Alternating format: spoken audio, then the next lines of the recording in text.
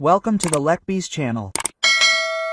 It's Andre with you, and I'm happy to present our new, original story. Mom was literally dragging Stepanida by the hand along an unfamiliar evening street. It was dark and cold. She was hungry and sleepy. They were moving again. They'd already changed several apartments recently. Stesia didn't understand why they had to move. They could live in one place, like all normal people. "Mom, where are we going?" Stepanida asked, tired. "Don't whine, we're going home," her mother replied. "This time, to our own home. It might not be as nice as the apartment, but at least it's our home." Quote. Stesia couldn't understand why they hadn't lived there before, instead of constantly bouncing from apartment to apartment, if they had a whole house. She wondered what Mom meant by home. They really would have a home. The girl's imagination pictured a small, cozy house, like the ones in cartoons. There were curtains on the windows, a small balcony on the second floor, a porch with steps on which flower pots stood. White walls, a red tiled roof, a kind of gingerbread house. Not a house, but a dream. In reality, everything turned out to be quite different. Upon seeing this shack, it was hard to call this building anything else. Stesia, despite being 6 years old, understood why she and her mother had previously rented apartments.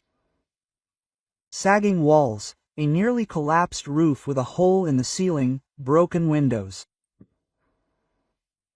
Lidmila worked as a nurse. The salary was small, and to somehow survive with her daughter, she took double shifts.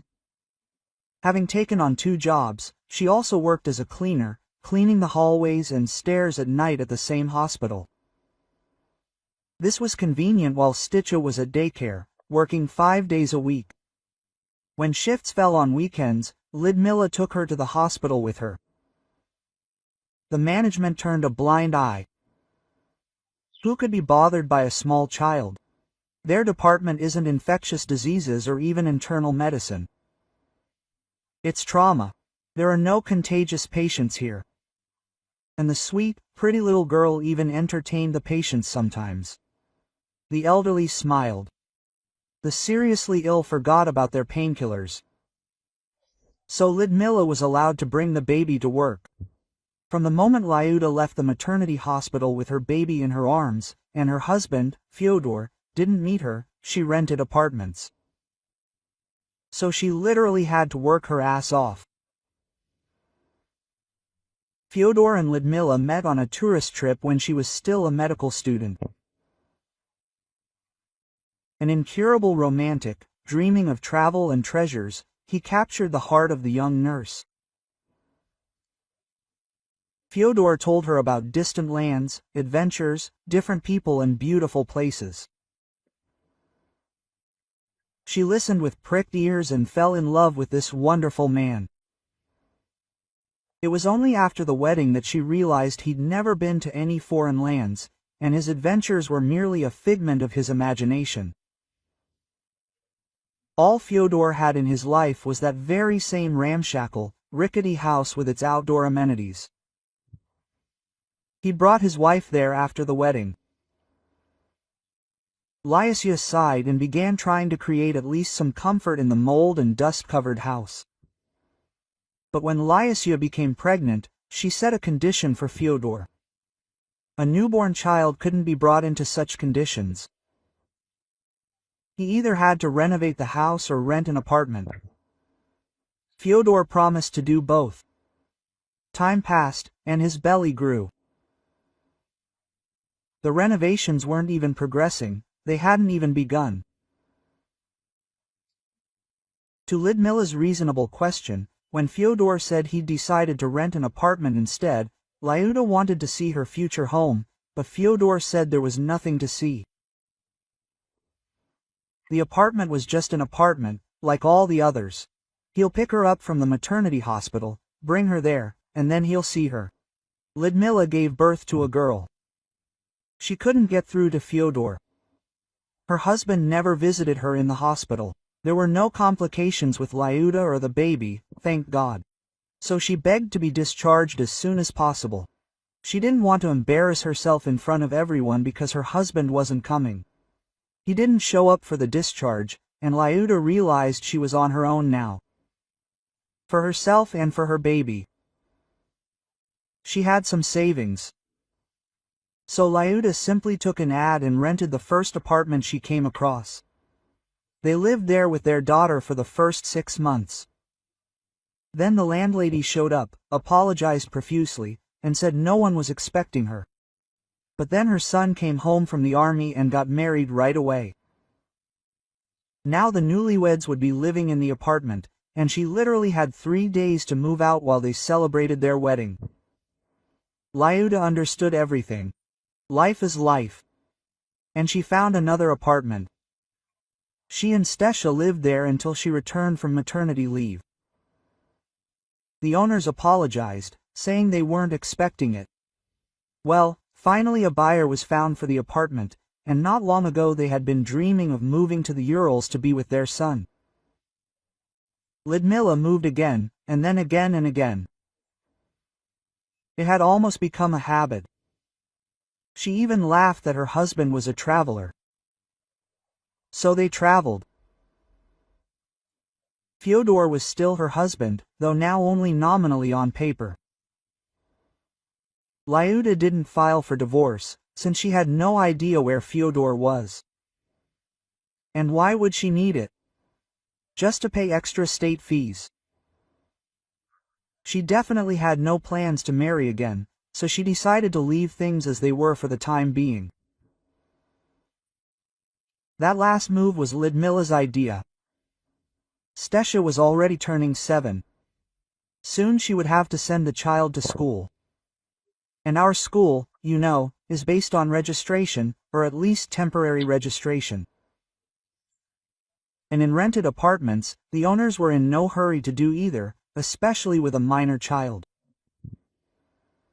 Ludmila was registered at Fyodor's house, and she registered Stasha there too. So it was their home too. Quote, apparently, it's time to go back to this shack, thought Lyuda. Besides, Stasha is no longer a baby. We'll figure it out somehow. Mom, are we really going to live here? Stasha asked with a shudder in her soul. Yes, we will. So get settled in, and I'm off to work, Ludmila answered dryly. Tears welled up in her own eyes at the situation in which she was leaving the child, but she had no choice. Quote, Mom, don't leave me here, I'm scared, Stasha whined. But Lyuda had already turned and gone out the gate. She herself was very sad, but she couldn't bear to see her daughter's tears, otherwise she would have rushed to comfort her. She would have been late for work and lost her bonus. She had already brought Stasha with her this week, so she simply couldn't take her. Stepanida was left alone. The house was dark, cold, despite the summer, somehow damp and dank. She had to somehow make do. Until tomorrow evening, until her mother came home from work, she was on her own. The tears dried almost immediately. Stepanida had long ago realized that there was no use crying when you were alone with yourself. No Superman from fairy tales would fly in and save you. Only you could take care of yourself. Thank God, by some miracle, the electricity worked in the house. Stepanida lit the light came on and she began to examine the rooms, of which there were actually only 2, and the kitchen behind the stove. It was so small that only a table and 2 tables could fit in it. In the morning, when the girl woke up, the surroundings no longer seemed so oppressive. Sunbeams penetrated through the cracks and a hole in the roof of the house. Numerous sunbeams ran along the walls, as if greeting Stasha and wishing her good morning. There was food and hot tea in the thermoses. Her mother always left food for her when she went to work. She was in a good mood, unlike yesterday. And Stasia went to explore the area. There was nothing remarkable in the yard. Some old tires from wheels, dirty and smelling badly of rubber. She didn't want to play with them at all. An old bench, one leg of which had rotted and was leaning. You couldn't even sit on this bench. Some rusty iron pieces scattered all over the place. The yard didn't attract the girl's attention either. The rest of the yard was heavily overgrown with some kind of weeds and tall grass. Stasia took a closer look. She didn't seem to see any nettles there and decided to see what was going on behind the house. The girl pulled up her sleeves just in case and delved deeper into the grassy thicket. She moved as if in a jungle, pushing aside the dense wall of grass with her hands. And suddenly, a clearing opened up before her. Only all in shadow. Stasia raised her head and saw the gigantic crown of a tree. Judging by the leaves scattered on the ground and the acorns among them, it was an oak. A huge, spreading oak. Its powerful trunk was so huge that Stasia didn't even notice it at first. She decided it was just the wall of a house or a barn. Wow, quote. The girl whispered in admiration of something so huge and beautiful. The oak leaves, despite the fact that it was still the middle of summer, were painted in every color imaginable. There were green leaves of several shades, brown, bright yellow, and purple red. You could even find leaves of a violet hue if you wanted. All this variety of colors arose because the summer was quite dry, and the huge tree simply did not have enough moisture. Therefore, autumn came a little earlier than usual for this giant. Stepanida, delighted, walked around the tree and found a swing. An ordinary simple rope swing. It was tied to a huge branch and hung down. It was just right for Stepanida's height. He sat down, pushed off, and flew. She checked the ropes with her hands, they seemed strong. The girl sat down on a board that was attached to the ropes, jumped a little to check the swing's strength again. She pushed off from the ground with her feet, and floated smoothly forward. The oak branch holding the swing creaked rhythmically. Well, it wasn't scary at all anymore.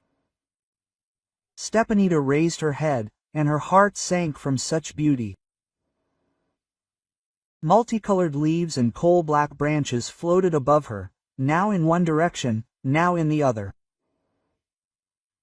Sunlight broke through them, forming thin rays, as if magic itself had enveloped the enormous tree. It was some kind of fairy tale. Stepanida sat on this swing until the evening. She entertained herself in so many ways, all sorts of somersaults she didn't perform, the ropes were quite strong. Well, she didn't eat anything. Stasia, what's wrong with you? You don't like it here, I understand, Ludmila was upset. Mom, no, I like it, the girl declared delightedly. I found a new friend. His name is Favan. Do you want me to introduce him?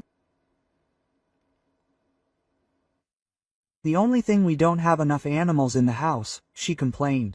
Ludmila, however, followed her daughter. Quote, Steshka, where are you dragging me? What nonsense is this? Ludmila struggled through the grass. So where is your Favan or Fiafel, whatever his name is?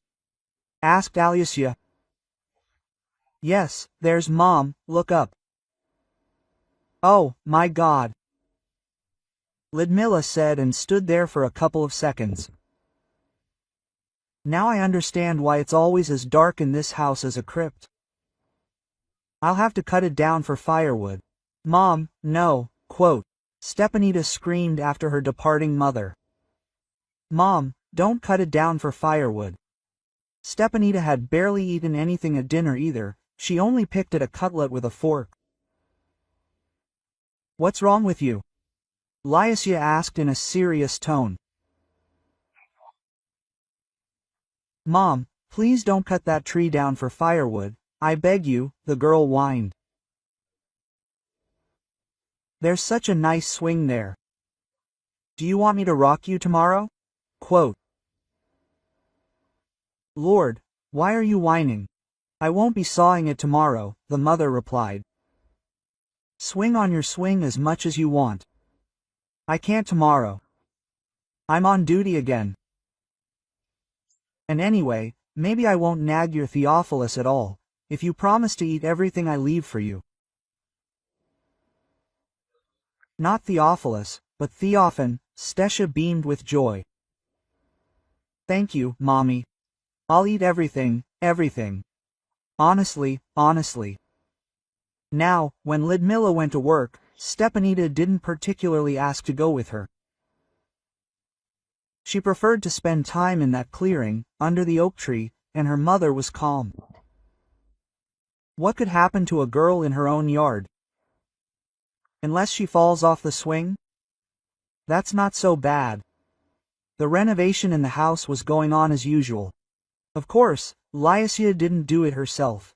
She hired workers to start with the roof, but the first thing they did was install the windows.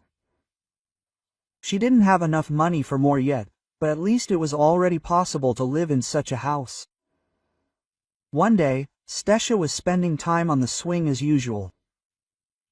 Now the girl was no longer afraid to swing on it as hard as she could. She was sure that the ropes were quite strong, when suddenly something cracked, and the girl fell.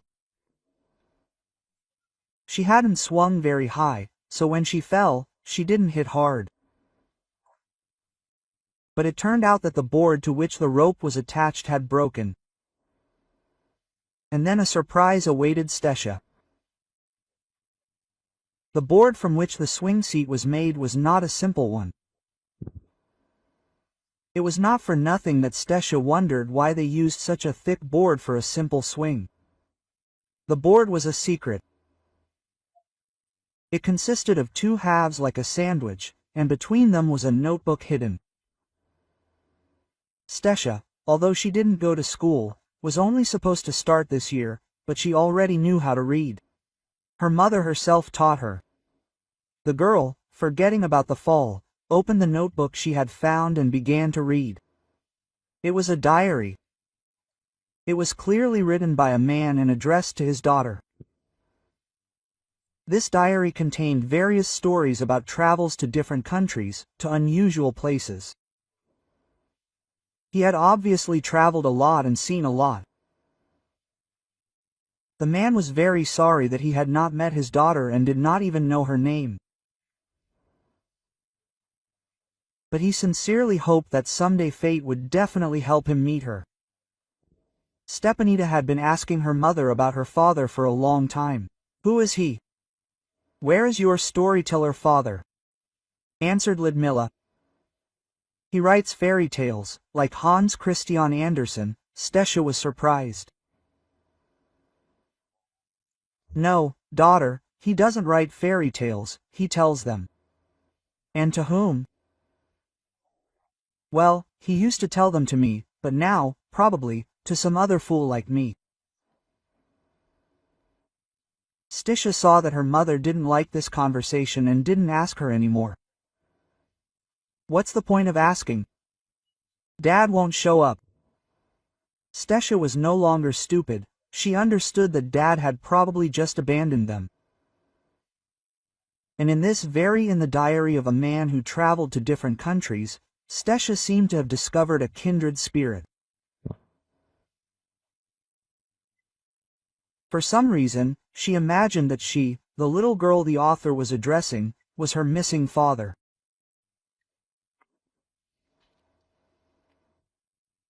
Stepanida read the diary slowly, without looking ahead, otherwise it would be boring. This man's handwriting was even and beautiful, so she was able to decipher what was written quite easily. It was easy and interesting to read, almost like children's fairy tales.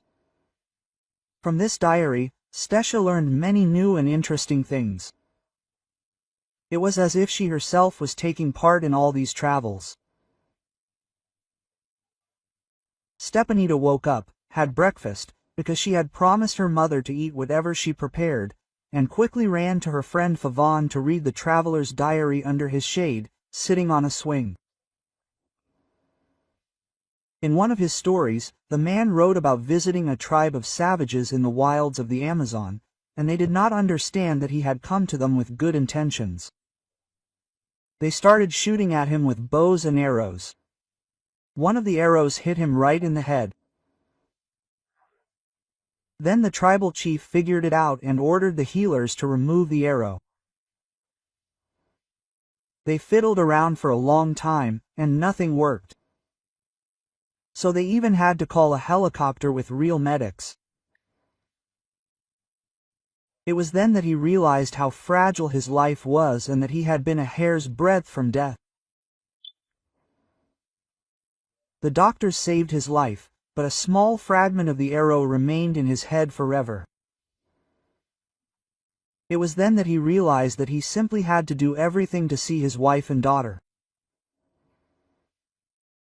It was then that he decided to end his travels and went home. And in memory of what happened in Brazil, he decided to get a tattoo of the sun on his arm. But only one of its rays should be in the shape of that very arrow. The diary ended with the man being very happy to learn that his wife and daughter were okay, and that his daughter's name was Stesha. Wow, Stepanida thought, just like me. But after so many years of absence, for some reason he was afraid to meet his wife and daughter, who had everything. It was all right, he thought. So the man decided to hide his notes in his house for the time being, in the hope that his daughter would find them someday. At the end was the signature, Fyodor Smolin. Stesha looked up from the diary. Wow, even his first name was like her father's. Fyodor, and even his last name. And then it suddenly dawned on her. She had found the diary in her father's yard. She was the very same Stesha he had addressed. Wow! What a find! At first, Stesha wanted to share her find with her mother, but then for some reason she changed her mind. At least not now, the girl decided. You never know what her mother might do. She was clearly upset with her dad. And if she was going to cut down such a beautiful oak tree for firewood, then who knows what she would want to do with the diary. Stesha securely hid her father's notes in the house and only took them out from time to time and reread them. Now she treated the notes completely differently. Now she knew that this traveler was her father, and he was writing specifically to her. Lately, Ludmila had begun spending even more time at work. Stesha had started first grade, and after school she had after-school care, so Ludmila had the rare opportunity to work full-time as a nurse. Despite the dilapidation, if not the antiquity, of their house, Ludmila felt a certain calm, a sense of peace within its walls. Perhaps, she thought, it was because she had spent one of the best periods of her life there. She still remembered Fyodor and perhaps even, deep down, loved him. She was extremely upset with him, not even for himself, but for the stitch. Why had he run away from her like that, without even meeting her? He could have met them at the maternity hospital after all. Like a human being, hold his daughter in his arms, and then go his separate ways. Ludmila had no idea that, in absentia, albeit from notes, Stesha had known her for a long time. Her dad. The private sector where they lived was a fairly quiet area. Lyuda wasn't afraid to leave Stepanida home alone at night while she was on duty, and Stasha wasn't afraid to stay. The branches of the oak tree were visible through the window of the room where she slept. The leaves rustled rhythmically in the wind, and Stasha felt as if her giant friend was whispering something to her before she fell asleep. As if he were embracing the entire house with his enormous branches, like arms, and protecting it, and at the same time her, from all troubles and adversities. She had never felt so calm and so free from fear as in this house. But still, sometimes Lyuda took Stasha to her work. This happened when her double shifts fell on the weekend. She couldn't leave a child home alone for 2 days. Then was one of those times. Lyuda brought her daughter to work. Today, after her shift, she was supposed to do the work of a nurse. She was paid for that too. But then she was back on duty as a nurse. Sometimes a nurse, sometimes an orderly. She was already confused about who she really was. A few days ago, a very wealthy man was brought in at night. He was unconscious. He was literally picked up unconscious on the street. All the symptoms suggested a stroke, but the test showed no stroke. The man had no documents, but he was dressed in very expensive clothes. He had a wallet with a large sum of money and an expensive watch. Who this rich man was remained a mystery. The head doctor of the hospital suggested an MRI to determine his illness. It was an expensive procedure, but the money the patient had in his wallet would have been enough for more than one MRI. The moment the patient was pushed into the machine, he seemed to get worse. His blood pressure jumped and his pulse quickened. It felt as if the machine itself was making him sick. An MRI is a magnetic resonance imaging scanner. Essentially, a huge magnet. Who he knew, maybe this man had a plate in his head, because a scar was clearly visible under his hair. They decided to do a simple X-ray, but it showed nothing. Everything was clear. It was a strange disease, and no one could make a proper diagnosis. The head doctor invited new specialists almost every day. They held a consultation right in the patient's room, but they still couldn't come to a consensus. Stasha sat in the hospital hallway and waited for her mother while she washed the hospital's main staircase. Then they would have tea and sandwiches, and her mother would put her to sleep on the couch in the nurse's room, and she would go on duty. In the meantime, Stasha played a game on her mother's cell phone. She didn't have one of her own yet. They weren't allowed at school anyway, and her mother was in no hurry to buy one for her child. Stasha's attention was drawn to a whole crowd of doctors who approached one of the rooms and began to go in. The child was bored and Stasha cautiously approached the door through which the doctors were entering. The child was bored, and Stasha cautiously approached the door through which the doctors were entering. She slipped into the ward with them. The grown-up, respectable men with bellies, who were animatedly discussing among themselves, simply did not notice the little 7-year-old girl at their feet. Stasha darted under the patient's bed and hid. She did not understand a thing from what these respectable men were saying, but she was terribly interested. It was as if she were playing hide and seek. The girl herself was surprised that they did not notice her. The doctors were examining the patient. At some point, his arm unexpectedly dangled from the bed, but they did not notice and continued their animated conversation. One possible diagnosis followed another. The colleagues argued, and each tried to prove and defend their point of view. The only thing Stasha understood, sitting under the bed, was that there was no way this man could be. They can't cure him. Even after they cure him, they still won't be able to determine who he is, and if he dies, there won't even be anyone to tell. Hearing this, Stasha suddenly jumped out from under the bed and screamed in tears.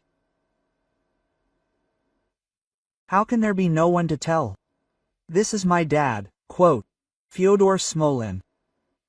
He has a splinter in his head from an Aborigines arrow, and you don't know how to treat it. Fyodor Smolin, the doctors were surprised. A famous traveler who wrote so many books about his adventures. That can't be true. The girl probably read too many books. It happens when children grow up without a father, they make up that their dad is some famous actor or writer, said one of the luminaries of science. So the girl read too many books and made up that he was her father. And where is your mother? Asked one of the doctors, the youngest of them all. He bent down and picked up the eraser. Mom works here, at the hospital. First as an orderly, then as a nurse, and then as an orderly again. Well, you see, the fact of my father's absence is obvious. What kind of husband would allow his wife to work so much? Said the same bright voice. Not a fact at all. It's really my dad. Ask Mom. I'm also Smolina. Stasha Smolina. And he really does have a splinter in his head. I read his diary.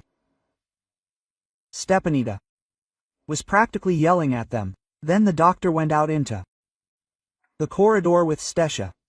Whose child is it? He shouted into the corridor, not very loudly. Who lost the child? And suddenly, from the very door, Lysia, screaming piercingly, ran towards them. Stasha, she screamed. Ludmila was very scared, seeing her daughter in the doctor's arms. She thought the girl had done something wrong or, God forbid, taken the medicine. Mom, Dad is lying in the ward. My dad. He even has a tattoo on his arm, like he wrote in his diary, Stepani asked her mother. What diary? What are you talking about? Quote, Lysia was surprised. And he didn't have any tattoo. I'm sorry, I have no one to leave it with. I have so much work, Ludmila justified herself to the doctor. She took her daughter by the hand and hurried away to the nurse's room. The doctor returned to the consultation. Colleagues, I wouldn't rule out the possibility that the girl is telling the truth, he said. Let's say, hypothetically, that this really is the same person. And he has a fragment of something in his head. When we performed the MRI, the magnet could have moved the fragment and caused pain to the patient. This increased his blood pressure and pulse rate. But we did an X-ray on him later and didn't find anything, one of my colleagues retorted. I'll tell you what, colleagues. One of the oldest professors took the floor. I had a case in my practice, and he began to tell how many years ago the parents of a little girl came to him. She was about 8 months old. All the pulmonologists in the city diagnosed her with asthma. The child was suffocating, but not a single X-ray showed absolutely nothing. No darkening in the lungs, no spasm of the bronchi. In the end, the little girl was dying. They had to open her chest. And what did I find there? You won't believe it. Plants. A rather large asparagus. The baby's crib was next to a closet, and on the closet there was a flower. A seed fell. The girl inhaled it, and it got into her lungs. It turned out that at such an angle that it was not visible in the X-ray from any angle. Then, in a humid environment, the plant took root and began to grow along the alveoli of the lungs. Again, not noticeable on X-ray. The baby was saved. You don't have to worry. And there's a grain of truth in this. Colleagues noticed. Considering the patient's critical condition, I would advise performing a craniotomy. Especially since someone has already done it before us, the old doctor concluded. It certainly can't get any worse for him. They began preparing the patient for surgery, calling a neurosurgeon. And little Stesia, when she and her mother came home, revealed her little secret and showed her the diary. And she read her the part about Brazil, about the tattoo he got as a souvenir in the form of a sun with an arrow instead of one ray. She saw exactly this tattoo on the patient's arm when she was sitting under the bed, and his arm accidentally dangled. Lycia looked at the diary and couldn't believe her eyes. She couldn't help but recognize her husband's handwriting, so beautiful and even. Everyone who saw his handwriting always asked Fyodor, "Did you by any chance an artist?" Quote, "You could say that," he always replied. Fyodor loved to create mystery and make an impression, which is what had captivated Lyudmila in her youth. Ah, if she had only known then how this romance would end, she probably would never have gone on a hike with his group and certainly would never have married Fyodor. But what's done can't be undone. Although Lyudmila did make such an attempt once. She was already married to Fyodor, but her rose-colored glasses had finally begun to show their first crack. Lyudmila understood that all the promises Fyodor had given her would remain just promises, and, most likely, she would spend her life in this small hovel to which he had brought her from the wedding. In the company in which young Lyudmila and Fyodor socialized, there was one guy, stooped, nondescript, with large glasses, with thick lenses and a thin build. And he was in love with Lyudmila. Everyone knew it. The whole company knew it, and Lyuda, and even Fyodor knew it. And what's more, he even laughed at the boy. Everything about him was somehow absurd and ridiculous, even the name Veniamin. Who in their right mind would ever think of naming a child that? After all, it was immediately clear that from childhood he would be called Venka or Venik. And so it happened. The boy became a broom in life. Everyone knew why he dragged himself along on hikes, or rather, not why, but after whom. After Lycia. He was clearly unwell, and it was hard to carry the backpack, and his arms ached. He was always catching a cold and coughing, and even his feet were always sticking out of the tent. But the broom stubbornly dragged himself along behind Lyuda. Everyone made fun of him, even Lyuda. But Venik, it seemed, didn't care. He just waited, endured, and waited. And his patience was rewarded. One day, Lyuda she had a fight with Fyodor. A big fight.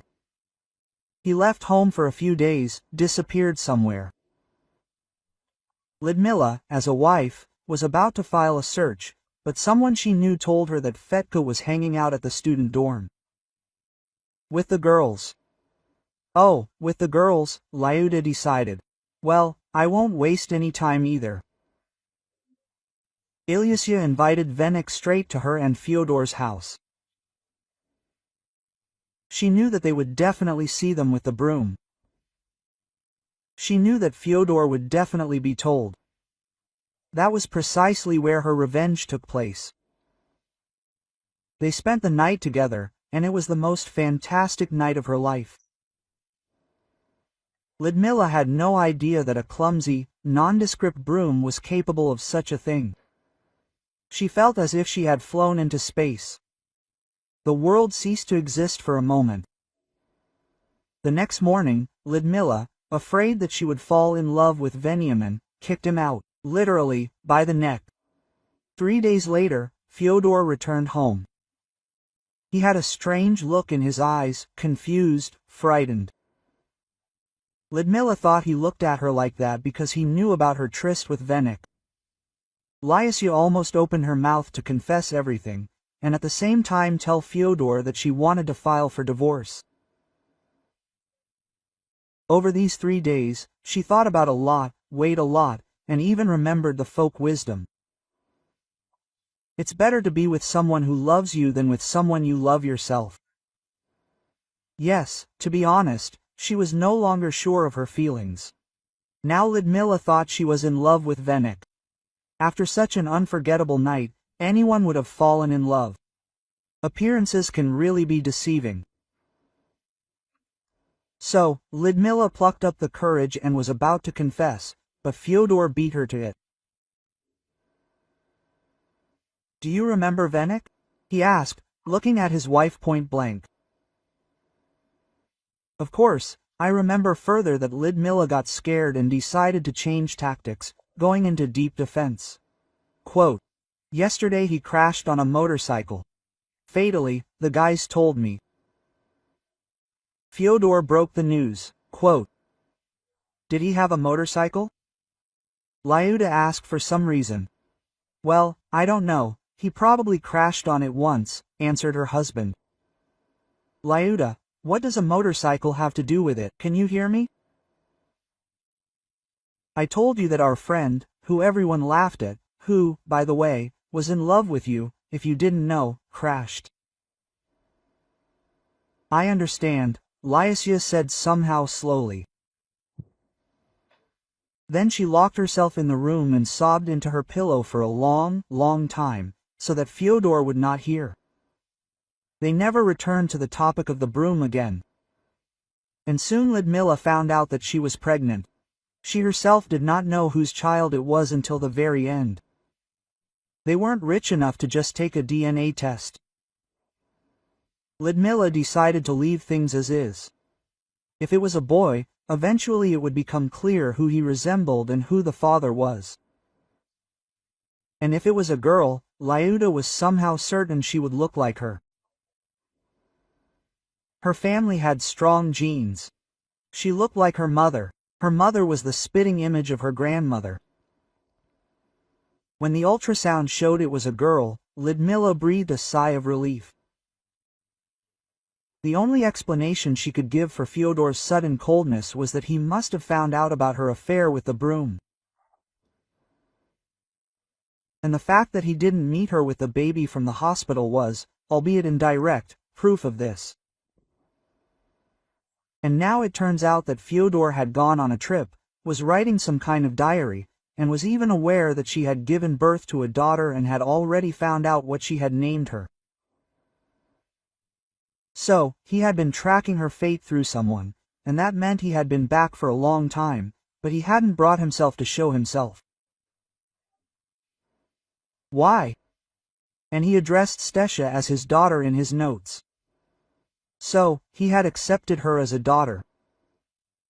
Ludmila was completely confused and in turmoil. Perhaps she should visit the patient from the ward Stasha had rushed into and find out who he was.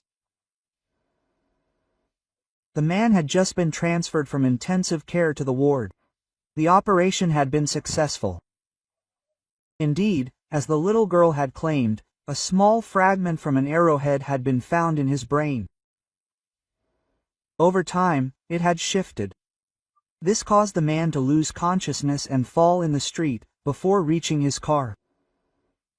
He came to in the ward. She, his beloved woman, his Ludmila, was sitting by the bed. "Fedya, how could this have happened?" she said, holding his hand. Tears streamed down Ludmila's face.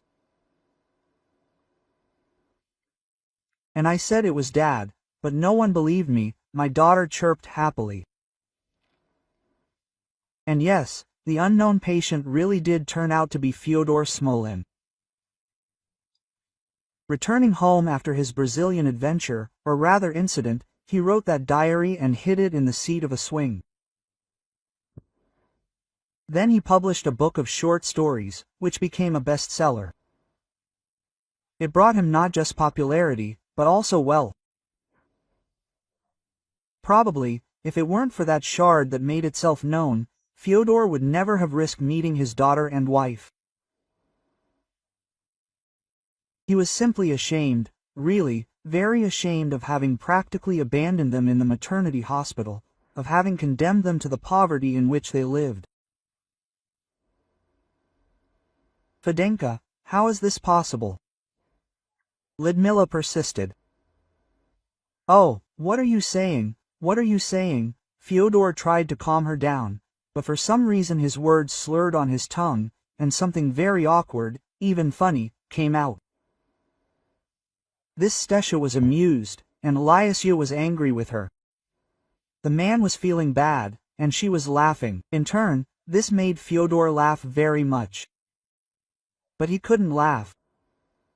The shrapnel was removed, one might say, in time. A little more, a couple more millimeters, a couple more seconds in the MRI machine, and Fyodor would not have been saved, so he owed his life to Stepanya. Soon he was discharged home. Lyudmila took her husband to her place and quit her job. She looked after him at home, and when he felt completely better, Lyudmila decided to have a frank talk with him. "Do you remember the broom?" she asked once. "The one that crashed on the motorcycle?" Fyodor inquired. "Well, yes, that was it. As if we had a different broom." Quote, I remember how he flirted with you and dragged himself everywhere he could. If only he could be near you. I feel sorry for the guy, he could have been a good family man. I don't know if you know that we spent the night together, Lyuda said point blank. She had a strange feeling at that moment. Before, she was afraid not only to talk, but even to think about it or remember it. And now, after so many years, it was somehow simple and easy to admit it. I know, Fyodor answered calmly. And you know that Steshka could be his daughter? Lyasya said point blank again. It can't be, Fyodor answered just as calmly and firmly. Where do you get such certainty? I took a paternity test. When was that? Almost immediately after I returned from Brazil. Understand me, with that shard in my head, I needed to know for sure. When I found you, it wasn't hard to get hold of Steshka's hair. When I got the results, that's when I started writing that diary that I hid in the swing seat.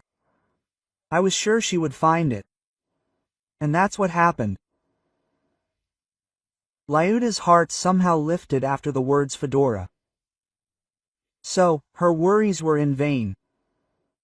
Stepanida is a real resin, and there are no jokes on the part of fate. Stepanida finished the 4th grade, which meant that elementary school was behind her. Ahead lay, albeit a small one, the first graduation ceremony. They prepared the programs for all the classes. During this time, the house where they lived was torn down, and Fedor built a new, good, sturdy house there. Now he was truly rich and could afford it. Lyudmila no longer toiled at work. Now she took care of the house and her daughter. Life seemed cloudless and happy. Stesha stood on the stage. They sang a song about teachers in chorus. She tried to find her parents in the audience with her eyes. There was Mom. She saw her right away. But where is Dad? For some reason he wasn't there. Mom, where is Dad? Asked Stesha. I don't know, he said, he was urgently called away somewhere. But in the evening he promised to bring a huge cake, said Lyudmila. Several days passed. Neither Fyodor nor the cake were there. Stesha kept asking where Dad was, and Lyasya didn't know what to say. She'd long ago guessed that Fyodor was drawn to adventure again. That was just the kind of romantic traveler he was. He couldn't sit at home, recovered, improved his health, and then, contrary to all his vows, set off in search of adventure again.